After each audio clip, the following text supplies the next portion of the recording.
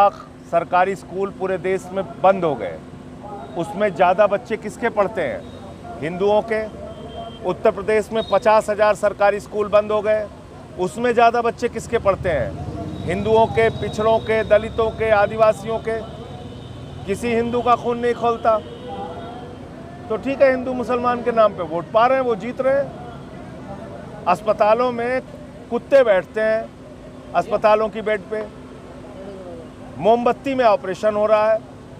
रोजगार नौजवानों को नहीं मिल रहा है। ये नीट की परीक्षा में जो पेपर लीक हुआ है, इससे किसका भविष्य बर्बाद हुआ? ज़्यादातर 80% से ज़्यादा हिंदुओं के बच्चे बैठे हैं उसमें। किसी हिंदू का खून खोला क्या? रेडीमेड की दुकान पे किसका नाम लिखा है, मुसलमान है कि हिंदू है, इसी में लगे रहो सब लोग।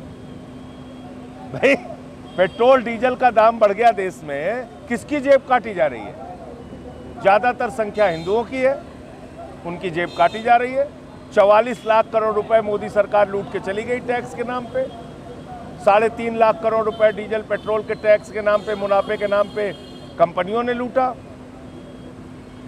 अभी गैस का दाम बढ़ गया, तेल का दाम बढ़ गया, किसी को कोई फर्क नहीं पड़ रहा। संजय जी, पूरा विपक्ष, पूरा जो युवा है, बेरोजगार है, वो सड़कों पर है। उसके बावजूद भी सरकार जो है किसी को सुनने के लिए देखिए, ये घोटाला करके जीतते हैं, पहली बात। और दूसरी बात यह है कि इनका जो उन्माद फैलाने का तरीका है हिंदू मुसलमान की राजनीति का, उसमें भी इनको सफलता मिल रही है। तो इनकी चारों तरफ से मौज है, लोग धक्का खाते रहे, क्या दिक्कत है? संजय जी, आपके साथ सांसद आपको छोड़कर, आपकी पार्टी को छोड़कर चले जाते हैं, वो सब घिसी पिटी बातें हैं, उसका कोई फर्क नहीं पड़ता। जो जिसको जहाँ जाना था गया। और जो ईडी, सीबीआई, पुलिस के दबाव में रहेगा भाजपा राज में, वो राजनीति नहीं कर सकता। कम से कम विपक्ष की राजनीति तो बिल्कुल नहीं कर सकता। तो इसलिए जिसके अंदर हिम्मत होगी, दम होगा। हमारे साथ एक इसमें यात्रा में दीपचंद जी चल रहे हैं। उनको दोनों आंखों की रोशनी नहीं है, लेकिन उनको इस देश के लिए दर्द है।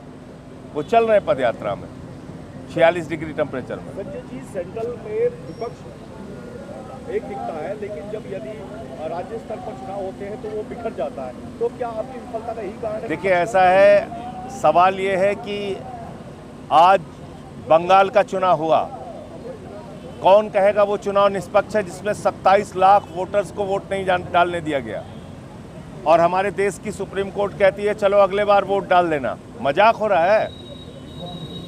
6 लाख वोटर बढ़ा दिए गए फाइनल वोटर लिस्ट के बाद। मजाक हो रहा है? दिल्ली में केजरीवाल जी के क्षेत्र में 44,000 वोट काट दिए गए। तो ऐसे ही है चुनाव। संजय जी, पंजाब बचा पाएंगे? 100%।